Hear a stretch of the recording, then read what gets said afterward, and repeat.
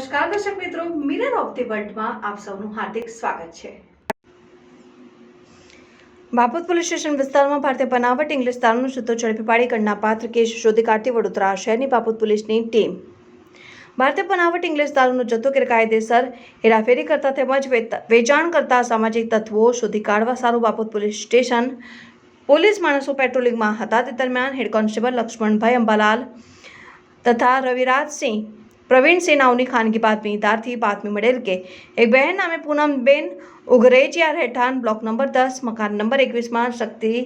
ઉડા સાયાજી પૂરા પાણીની ટાંકી સામે વડોદરા નાવ એક એક્ટિવા નંબર GJ06 ML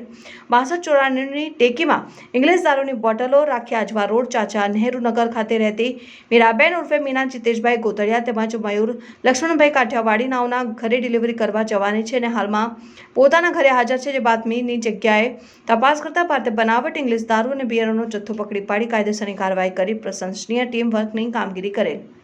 પકડાયેલા આરોપી બહેન પૂનમબેન વાઇફ ઓફ ભરતભાઈ ચતુરભાઈ ઉદરેજિયા